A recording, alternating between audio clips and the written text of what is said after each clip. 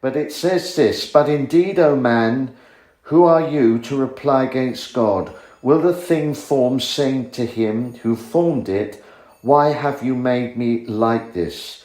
Does not the potter have power over the clay from the same lump to make one vessel for honor and another for dishonor? So we're beginning to see that God is a workman. He is building. He is active. He's active in everything, and he's active in our lives.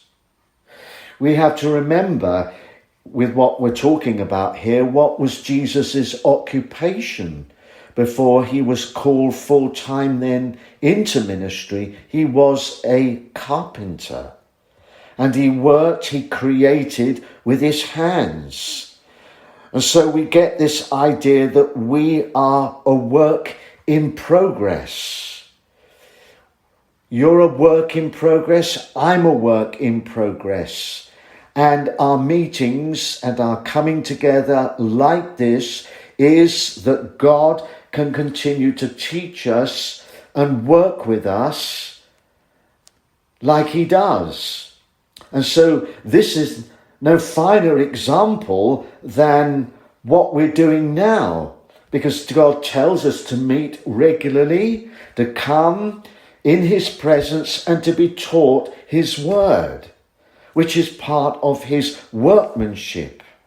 So this is very important, but we have to remember what this leads up to in verse 10. And if we just go back a few verses, we're back in Ephesians 2. For example, in verses 8 and 9, it says, for by grace you have been saved through faith, and that not of yourselves, it is the gift of God, not of works, lest anyone should boast.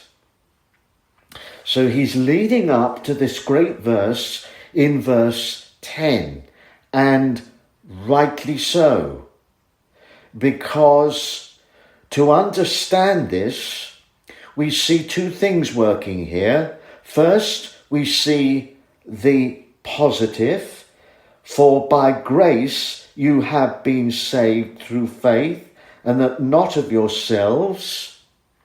So that's the positive, it's God's grace. And the negative is not of works, lest anyone